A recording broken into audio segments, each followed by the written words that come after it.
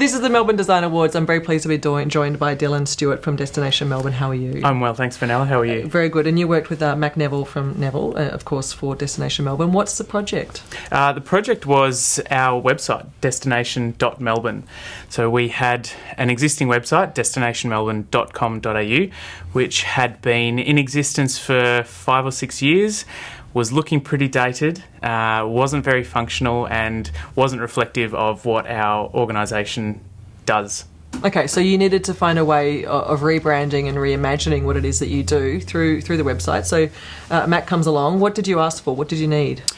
We needed something that, like I said, reflected what we are doing. So we'd recently rebranded at the start of 2016, so it needed to reflect, obviously, the change in appearance of the new logo and new communications and that type of thing.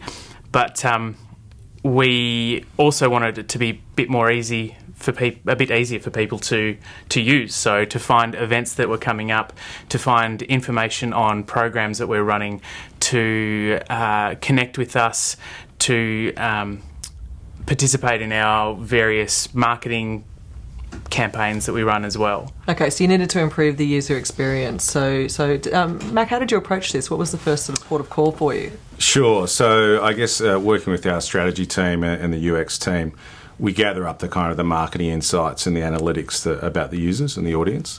So there's always a number of different audiences for any website. So this is more of a B2B website. It's more speaking to industry.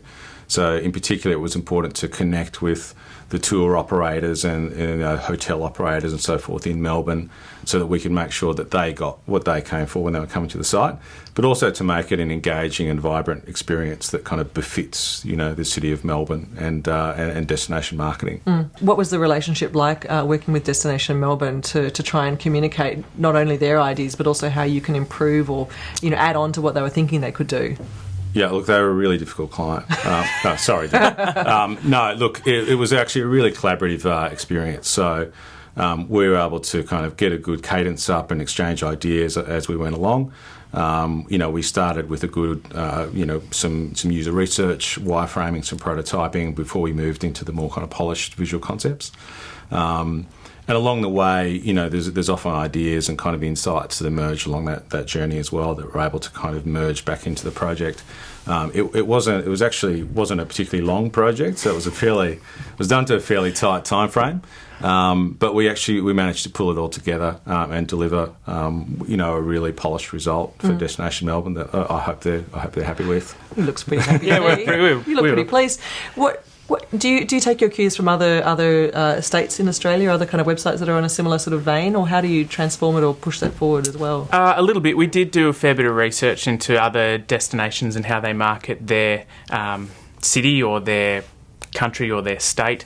One of the challenges we have being called Destination Melbourne is that we get a lot of traffic from people who actually want to visit Melbourne, so they might be coming from overseas or interstate. So we needed a way to push them off to a website that they actually wanted to go to. They weren't coming to find out about, a workshop that we were running. They wanted to find out about where to go to eat and drink and stay. So, for instance, Tourism New Zealand's website did that quite effectively. So we took a few cues from that and worked out how we could integrate that into our what is essentially a B2B website.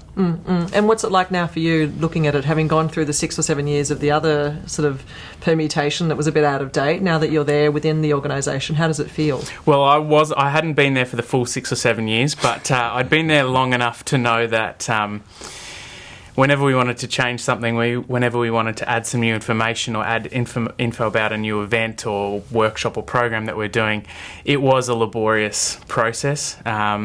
And the way that it looks now, it's just more enjoyable to go and actually add things to it and to spend some time clicking around and seeing what's changed and what it can do. So having that sort of agility is kind of important. And Mac, you have to build that in so in the future they're able to continue to do these things. Yeah, that's right. And we use the more modern CMS framework in order to do that. So, and that enables quite a rich visual experience at the same time as giving the guys what they need in order to not just update the site, but to actually create quite rich and visually compelling content. Okay, so what next? What next for Destination Melbourne? Go, Dylan. Oh, wow. I don't want to give away too many secrets. Yeah, that's right. Let's keep it under the hood. No, look, we're working towards our 16-17 plan. We have, we put out a survey each year to our industry who basically tell us what they want from us. We operate on behalf of Melbourne's and Greater Melbourne's tourism industry, not just the CBD, but all the suburban areas and the different precincts around Greater Melbourne. So once we hear back from them, that will guide us as to what we do over the next few years. But having a great website is definitely a good start to work towards those goals.